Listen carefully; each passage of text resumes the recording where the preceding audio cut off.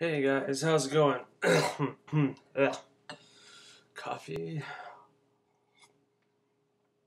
Alright, I'm gonna get through this fairly fast as I can, just because I'm got some stuff I need to get taken care of. Alright, first question to be answered about emulators and what do they do? Emulators are able to let you play games such as a NES game or a Sega game. You can play it on the computer.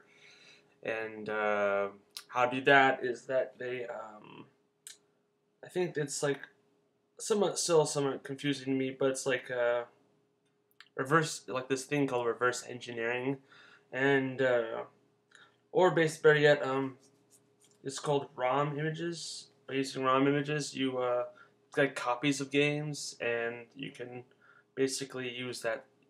It's like software and or hardware, which you attach to another console or computer, and you are able to play that game because of the ROM imaging. And for a while, people were able just to build their own computers back in the 70s, consoles, like create their own home pongs and stuff, because it was pretty simple and easy, I think. But today, you can just uh, download them on computer, or even better yet now, ironically, since they used to give such many consoles such troubles, today's consoles like Wii, 360 and PS3 you can basically download games now from PS1 and PS2, or just basically most of the consoles. I mean, Wii is better because they have a whole bunch of games that you can play since like the 70s or 80s, and you can play them on the Wii now, which is really cool. Now, Gunpei Yoki, this man and his genius who created the Game Boy. What's so great about him is that he was able to make really cool stuff very cheaply. Like when Nintendo was just making toys, he made some simple stuff like a thing that could grab stuff, that could go out and grab it, and that was pretty cool. So it was cheap and simple, and he's probably one of the reasons why Japan made some really cool stuff back in the day for cheap, and everybody wanted them all over the world. So there was like this. He's probably the reason why Japan makes cool stuff. Kind of reminds me of like Back to the Future Part 3, how Doc's like, oh, it's made in Japan, it's crap, and Marty's like, but Doc, they make things. All the best stuff comes from Japan. I don't know, just when I was reading that or watching that video, it kind of reminded me of that. Yeah, Gunpei is the reason Japan makes cool stuff. And because of the success with the Game Boy, a portable video game device, huge. I mean, you don't have to be in your living room to play. You can just take it with you wherever you go. And the reason that it was so, even though it was so simple and silly at the time, because everyone wanted to play really good graphic games, but the reason this was good is because it was cheap to make, for one. It was small and portable.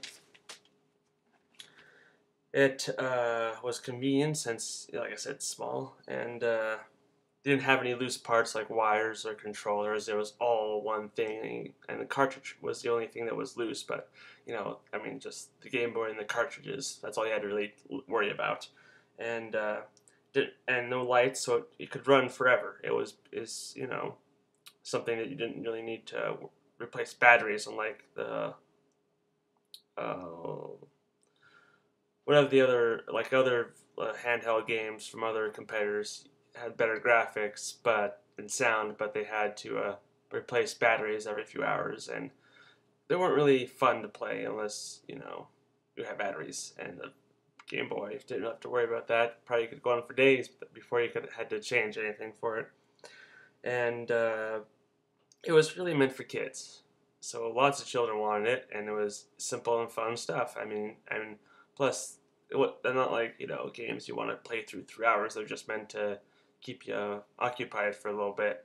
every once in a while, or like on a bus ride or waiting for a friend or family member or something. So, and the funny thing is, it kept growing and becoming something more. Like the Super Game Boy could play on the NES, like have the games play on the NES, and then Color Game Boy, just Game Boy color on the outside, so you could have a red one or a blue one or a see-through one, and Pocket Game Boy, which was smaller and somewhat better graphics, clearer screen, and easier to transport with you wherever you go. So, and it just kept on getting better, like colored games, Game Boy Advance, better graphics, and SP, just you know, could flip it and you know, play it like a Game Boy, but it'd be like a screen up here, and then so on and so forth. It just got better and better, and just basically Game Boy is portable gaming. There's nothing else really. And then open source management. Now this is pretty cool. Basically, for open source management for mobile phone gaming, anybody can do it. I mean, it's not like this strict, like this specific company or production company where people are making games. You could like, it's basically people create apps for games. Anybody can do it, and they report it through the Android website, and they could, you know, tell them what they're doing, how they're making it, and yeah, I have it open right now, and it's pretty cool. You could just, you know, do whatever you want with it and create something cool with through Android, and it just seems like a really smart idea, being able to have people who are creative and want to make games or apps for this piece of technology that's always evolving, always growing, and it just, I don't know, it sounds like a cool idea.